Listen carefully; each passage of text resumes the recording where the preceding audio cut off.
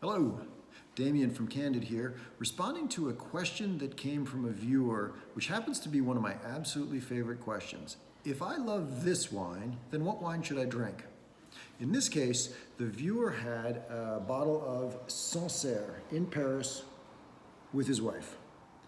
It was a strong enough memory to lead him to take a picture, share it, saying, hey, we love this, what else might we like?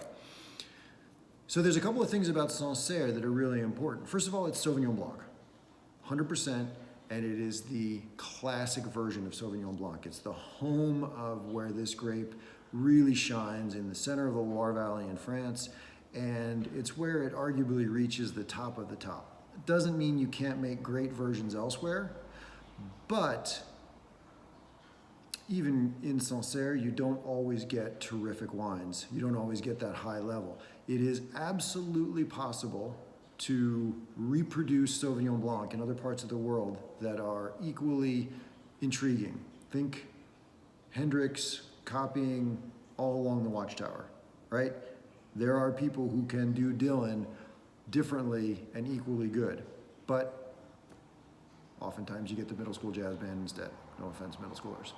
So the challenge to suggest a wine to follow up on a Sancerre is to think about, first of all, what is Sancerre, what was appreciated about it, and then what can be copied. The first thing is I wanted to find a couple of examples of grapes that are prime examples geographically of the wine style. So I chose Gruner from Kremstal in Austria, a Vinho Verde from Portugal. This is a white Vinho Verde from Portugal, and an Albarino from Rías Baixas in Spain. In each case, you've got the home terroir, if you will, for this grape or this style of wine. And you've also got, in each of these cases, wines that have real beautiful highs, really good acidity, brightness, but also depth and layers that make them a lot more interesting than sometimes you might see at the very first take. I love that in wine. I love it when you have a wine that drinks easily, that is something that's tasty that you don't have to think about, but as soon as you stop to think about it, you realize that there's sort of 2, 3, 4 floors in the basement you weren't aware of, or something that goes a lot deeper. Each of these wines will do it. So first up, Gruner Veltliner.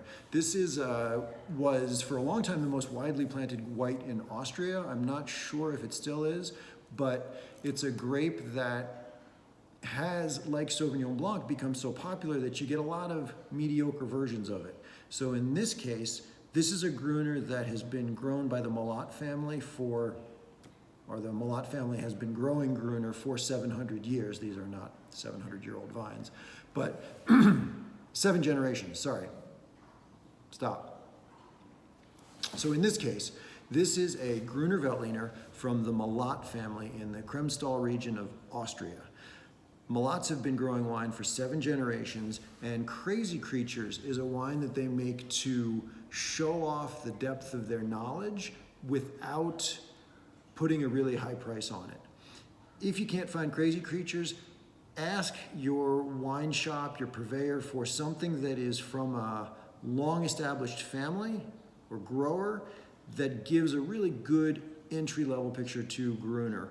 That might get you up the ladder of some stuff that's really interesting. Gruner can be sort of, people talk about white pepper with Gruner, but there's also a sort of a fresh celery. If you think about breaking a celery stick, that smell of it, or celery salt, and fresh green peas, just vibrant, bright.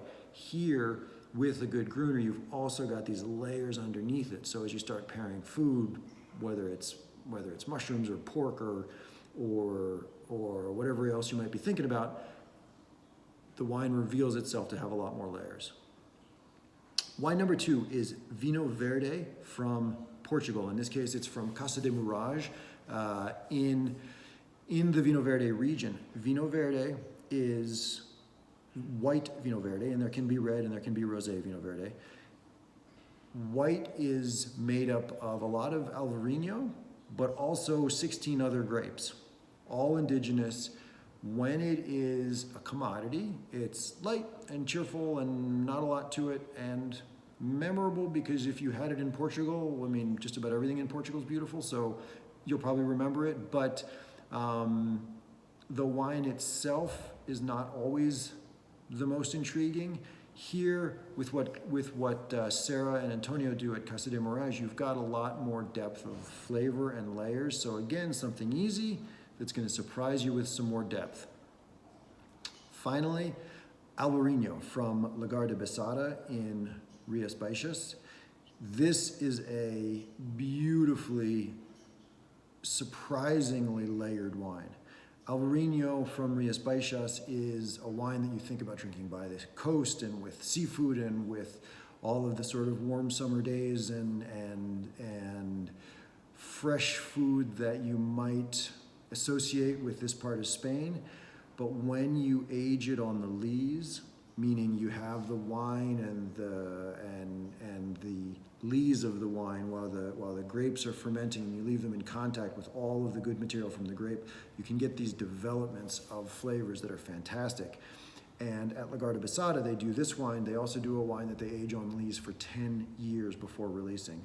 So just to give you an idea, this is a white that has an incredible potential to age exactly like Sauvignon Blanc does, and it will open the door to something fun.